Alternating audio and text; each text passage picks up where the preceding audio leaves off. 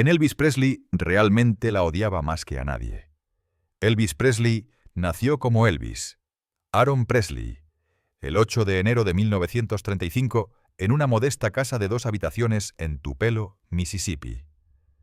Elvis Aaron Presley llegó al mundo en circunstancias humildes que contrastaban fuertemente con el estrellato mundial que alcanzaría algún día. Su hermano gemelo, Jesse Garren Presley, nació muerto, un evento que moldeó profundamente el sentido del destino de Elvis y le dejó la perdurable sensación de que su vida tenía un propósito extraordinario. Criado por sus padres, Vernon y Gladys Presley, en un ambiente de pobreza pero también de profundo amor familiar, Elvis creció inmerso en los sonidos de la música gospel en las iglesias locales, el blues de Bayell Street en la cercana Memphis y las canciones country que se escuchaban en la radio del sur. Estas primeras influencias se fusionarían más tarde en un estilo de música que era totalmente suyo. Cuando la familia de Elvis se mudó a Memphis en 1948, su pasión por la música comenzó a florecer. Trabajó en empleos ocasionales para mantener a su familia, pero también alimentó su sueño de hacerse un nombre en el mundo del entretenimiento. En 1953, con solo unos pocos dólares en el bolsillo, Elvis entró nerviosamente en el estudio de Sun para grabar una canción como regalo para su madre. Ese simple acto alteraría para siempre el curso de la historia de la música. Sam Phillips, el legendario productor propietario de Sun Records, reconoció algo extraordinario en la voz y la presencia escénica del joven. En 1954, Elvis grabó That's All Right, una canción que encendería su carrera y lanzaría la revolución del rock and roll.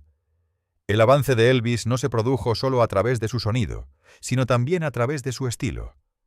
Sus movimientos de baile giratorios, su pelo engominado y su voz sensual electrizaron a un público que nunca había visto nada igual. Para muchos jóvenes fans, simbolizaba la libertad, la rebelión y la energía juvenil. Para los críticos y las voces conservadoras, sin embargo, sus provocativas actuaciones eran escandalosas e incluso peligrosas. Sin embargo, la controversia no hizo más que alimentar su fama, y pronto Elvis fue catapultado a la atención nacional. Las apariciones en programas de televisión como el Ed Sullivan Show atrajeron a audiencias récord, consolidando su lugar como un nombre familiar. A finales de la década de 1950 y en la de 1960, Elvis se convirtió no solo en un cantante, sino también en una estrella de cine. Apareció en más de 30 películas, incluyendo éxitos como Love Me Tender, Jailhouse Rock y Viva Las Vegas. Aunque muchas de las películas eran formulistas y los críticos a veces las descartaban, mostraban su magnética presencia en la pantalla y ampliaban su influencia mucho más allá del mundo de la música. Los jóvenes querían emularlo. Las jóvenes lo adoraban y su alcance mundial lo convirtió en un embajador de la cultura estadounidense. En 1958, en la cima de su fama, Elvis fue reclutado en el ejército de los Estados Unidos, un acontecimiento que podría haber descarrilado su carrera. En cambio, lo humanizó aún más a los ojos del público. Sirviendo en Alemania, demostró que a pesar de su estatus de superestrella, estaba dispuesto a cumplir con su deber como cualquier otro ciudadano estadounidense. Fue durante este período cuando conoció a Priscilla Bolure, quien más tarde se convertiría en su esposa y la madre de su única hija, Lisa Marie Presley. En la década de 1960, Elvis compaginó su carrera cinematográfica con su música, pero a finales de la década estaba ansioso por volver a las actuaciones en directo. Su especial de televisión de 1968, más tarde llamado Comeback Special, marcó un regreso triunfal a los escenarios. Vestido con un traje de cuero negro, Elvis ofreció una actuación electrizante que recordó al mundo su talento natural, su carisma y su perdurable poder de estrella. Este evento reavivó su carrera y le llevó a una serie de conciertos legendarios, en particular su residencia en Las Vegas, donde desarrolló la imagen de Elvis con el icónico mono, deslumbrando al público con su imponente presencia. Sin embargo, detrás del brillo y el glamour, Elvis luchaba con problemas personales. Las presiones de la fama, una exigente agenda de actuaciones y el uso de medicamentos recetados comenzaron a afectar a su salud. A pesar de estas luchas, su voz siguió siendo poderosa y su conexión con sus fans nunca flaqueó. Siguió grabando éxitos como Suspicious Minds, In the Ghetto y Burning Love, canciones que revelaron tanto su versatilidad como su profundidad emocional. Cuando la gente reflexiona sobre la vida personal de Elvis Presley, quizás ninguna relación se recuerda y se examina tanto como su matrimonio con Priscilla Bolu, la mujer que se convertiría en su única esposa. Su historia comenzó casi como un cuento de hadas, pero se desarrolló con todas las complicaciones que conllevan el amor, la fama y las implacables presiones de vivir a la vista del público. Elvis y Priscilla se casaron el 1 de mayo de 1967 en una ceremonia muy publicitada en Las Vegas, Nevada, en el Aladdin Hotel. La boda fue un acontecimiento glamuroso, aunque relativamente pequeño para los estándares de Hollywood, al que asistieron familiares cercanos, amigos y algunos miembros del círculo íntimo de Elvis, conocido como la Mafia de Memphis. Priscilla, radiante a los 21 años, lució un impresionante vestido blanco con cuentas, un velo de 1 metro y una tiara de diamantes de imitación, mientras que Elvis, siempre la imagen del encanto y el estilo sureños, amaneció con un esmoquín de seda brocada negra con una corbata de seda de cachemira. La ceremonia duró solo 8 minutos, pero las fotografías y la cobertura mediática aseguraron que viviría para siempre en los anales de las bodas de famosos. Su matrimonio simbolizó no solo la unión de 2 individuos, sino también la fusión de 2 mundos muy diferentes. Elvis, que ya era una superestrella internacional en el momento de su matrimonio, vivía una vida llena de giras constantes, sesiones de grabación, contratos cinematográficos y fans adoradores. Priscilla, por otro lado, era todavía muy joven y había sido presentada a Elvis cuando era adolescente, mientras él estaba estacionado en Alemania durante su servicio en el ejército de los Estados Unidos a finales de la década de 1950. Su noviazgo fue poco convencional y controvertido, ya que Priscilla tenía solo 14 años cuando se conocieron. Pero Elvis quedó cautivado por su belleza juvenil, su gracia y su madurez más allá de su edad. Con el tiempo, se mudó a Memphis, bajo una cuidadosa supervisión, y finalmente vivió en Graceland, donde su papel como pareja de Elvis se consolidó. Los primeros años de su matrimonio estuvieron llenos de emoción y desafíos. La carrera de Elvis estaba en un punto de inflexión a finales de la década de 1960. Después de años de hacer películas formulistas, estaba listo para volver a las actuaciones en directo y a las grabaciones significativas, que culminaron en su famoso especial de televisión de regreso de 1968. Durante este periodo, Priscilla proporcionó estabilidad y compañía, a menudo sorteando las difíciles realidades de estar casada con un hombre que era idolatrado por millones de personas. A pesar del glamour, la relación no estuvo exenta de tensión. La exigente agenda de Elvis, junto con su creciente dependencia de los medicamentos recetados, su estilo de vida nocturno y el tiempo que pasaba fuera de casa, dificultaron que el matrimonio prosperara en el sentido tradicional. El 1 de febrero de 1968, menos de un año después de su boda, la pareja dio la bienvenida a su única hija, Lisa Marie Presley. El nacimiento de Lisa Marie trajo a Elvis una tremenda alegría, y muchos de sus allegados recordaron cómo la paternidad lo suavizó y le dio momentos de genuina felicidad en medio de su turbulenta vida. Para Priscilla, convertirse en madre a los 22 años añadió otra capa de responsabilidad y complejidad a su papel, ya que no solo era la esposa de Elvis, sino también la cuidadora de su hija y una joven que intentaba forjar su propia identidad a la sombra de uno de los hombres más famosos de la Tierra. Sin embargo, con el paso de los años, empezaron a aparecer grietas en su matrimonio. Priscilla, que había sacrificado gran parte de su juventud para estar con Elvis, empezó a sentir la necesidad de independencia y autodescubrimiento. Persiguió intereses fuera de Graceland, incluyendo el estudio de karate, una pasión que compartía con su instructor Mike Stone, con quien finalmente tuvo una relación romántica. Mientras tanto, Elvis, a pesar de su profundo afecto por Priscilla, luchaba contra la fidelidad. Se le relacionaba con frecuencia con otras mujeres, tanto de forma casual como a través de relaciones más serias, lo que erosionaba aún más la confianza entre ellos.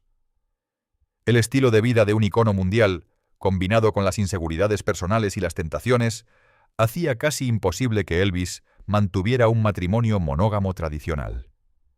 A principios de la década de 1970, la distancia emocional entre ellos había crecido demasiado como para ignorarla. En 1972, Priscilla se mudó de Graceland, una decisión que marcó el principio del fin de su matrimonio. Sin embargo, a pesar de la separación, tanto Elvis como Priscilla siguieron profundamente conectados, compartiendo la custodia de Lisa Marie y manteniendo una amistad que perduró incluso después de que su divorcio fuera definitivo. El 9 de octubre de 1973, su divorcio se hizo oficial, solo 6 años después de su boda, pero se llevó a cabo con una civilidad notable en comparación con muchas separaciones de alto perfil en Hollywood. Ambos salieron de la mano del juzgado de Santa Mónica, California, sonriendo a las cámaras, un gesto simbólico que mostraba su respeto mutuo y su compromiso de criar juntos a Lisa Marie. Cuando se trata de Elvis Presley, pocas personas en la historia de la música han tenido tanto misticismo, carisma y leyenda. Los fans a menudo lo imaginan como un hombre que vivió rodeado de adoración, que amó a muchos y fue amado a cambio. Pero detrás de las luces parpadeantes y los brillantes monos, Elvis también tuvo sus momentos de frustración e ira, y ciertas personas dejaron cicatrices en su corazón que nunca llegó a perdonar del todo. De hecho, hubo una figura sorprendente que, según historias que han circulado durante décadas, se convirtió en objeto de su más profundo resentimiento: Dolly Parton. Esta revelación sorprende a muchos porque a la propia Dolly se la recuerda como una de las artistas más amables, generosas y sensatas del negocio. Rara vez, o nunca, ha hablado mal de nadie, y su imagen siempre ha estado envuelta en humildad, gracia sureña y un sentido del humor que nunca se desvanece. Pero cuando su nombre se cruzó con el de Elvis Presley, los resultados fueron todo menos cálidos, y la decepción que siguió hizo que Elvis guardara un rencor que se hizo famoso en los círculos musicales. La chispa de esta tensión se produjo en la cima de la fama de Elvis, cuando su poderosa voz y su presencia escénica le convirtieron en el rey del rock and roll, y Dolly Parton, que entonces era una estrella emergente de la música country, había escrito y publicado la que se convertiría en una de sus canciones más emblemáticas, I Will Always Love You. La balada era cruda, sincera y profundamente personal. Escrita como una despedida a su socio y mentor durante mucho tiempo, Porter Wagoner, cuando tomó la difícil decisión de independizarse, la canción rápidamente ganó atención por su honestidad y belleza, y no pasó mucho tiempo antes de que el propio Elvis la escuchara. Conmovido por su fuerza lírica y su peso emocional, Elvis quiso grabar su propia versión. Para Dolly, esto parecía un sueño hecho realidad. Adoraba a Elvis, como casi todos los músicos de su generación, y la idea de oírle interpretar su obra le parecía un honor inconmensurable. Pero entonces llegó el momento que lo destrozó todo. Cuando comenzaron las negociaciones, Dolly se enfrentó a una exigencia comercial que le rompió el corazón. El representante de Elvis, el infame coronel Tom Parker, le dijo que para que Elvis grabara la canción tendría que ceder la mitad de sus derechos de publicación. Eso significaba renunciar al 50% de sus derechos de autor para el resto de su vida sobre una canción que había escrito desde lo más profundo de su alma. Dolly pensó mucho en la decisión. Por un lado, la perspectiva de que Elvis Presley cantara su canción era casi inimaginable por su prestigio. Habría catapultado su obra a un estatus aún más legendario. Pero, por otro lado, Dolly era una mujer de negocios inteligente y entendía el valor de conservar sus derechos de publicación. Fue una de las únicas maneras en que los artistas podían asegurar la estabilidad financiera a largo plazo, especialmente las mujeres en una industria dominada por los hombres. Después de mucha reflexión, a regañadientes dijo que no. Ese único no lo cambió todo. Elvis Presley, que no estaba acostumbrado a ser rechazado, especialmente por alguien que lo admiraba, se tomó la decisión como algo personal. Para él, la negativa de Dolly no era solo una cuestión de negocios. Se sintió como un desaire contra su arte, una negación de su capacidad para hacer inmortal su canción. En conversaciones privadas, Elvis supuestamente expresó su amargura por la elección de Dolly. «Me rompió el corazón con eso», se dice que confesó Elvis. «Me encantaba esa canción, pero ella no me la quiso dar». La punzada del rechazo fue aguda. Y Elvis, que siempre se había visto a sí mismo como el rey, le resultó difícil aceptar que alguien lo rechazara. A partir de entonces, cada vez que surgía el nombre de Dolly, el comportamiento de Elvis cambiaba, según se informa. Amigos cercanos a él dijeron que nunca superó del todo la negativa. «Me cerró la puerta», murmuraba Elvis con una mezcla de tristeza y resentimiento en su voz. De cara al público, esta animosidad nunca se manifestó. Elvis siguió siendo un consumado showman, con su sonrisa ocultando la amargura que había debajo. Pero los que estaban en su círculo íntimo sabían que Dolly Parton se había convertido en la persona que, en su opinión, le había hecho más daño que nadie en el mundo del espectáculo. Irónicamente, la historia demostraría que la decisión de Dolly era la correcta. Años más tarde, Whitney Houston grabó su propia versión de I Will Always Love You para la película El guardaespaldas, y la canción se convirtió en uno de los mayores éxitos de todos los tiempos, consolidando la seguridad financiera de Dolly para toda la vida. La propia Dolly expresó a menudo su pesar, porque Elvis nunca grabara la canción, no porque dudara de su decisión, sino porque realmente lo amaba y lo respetaba. Una vez dijo: «Lloré toda la noche porque tuve que rechazar a Elvis, pero sabía que era lo correcto». Esa honestidad demuestra lo complicada que era la situación. El respeto mutuo se mezclaba con los sentimientos heridos. La admiración se nublaba con las realidades empresariales. Al final, Elvis Presley llevó su rencor silenciosamente pero con firmeza. Aunque era conocido por su encanto y generosidad, su orgullo era igual de fuerte, y la negativa de Dolly Parton se convirtió en la herida que nunca permitió que se curara. Para él, ella fue la que dijo que no, la que le privó de una canción que se sentía destinado a cantar. Y por esa razón, aunque el mundo celebre a ambos artistas como leyendas por derecho propio, la historia de Elvis Presley y Dolly Parton siempre llevará la sombra de una asociación que nunca fue, y una amargura que persistió en el corazón de Elvis hasta el final de su vida. Su adicción a las drogas empeoró después del divorcio. En la mañana del 16 de agosto de 1977, Elvis fue encontrado en el suelo del baño de su casa en Graceland. El médico dijo que la causa inmediata de la muerte fue un paro cardíaco. Tenía solo 42 años.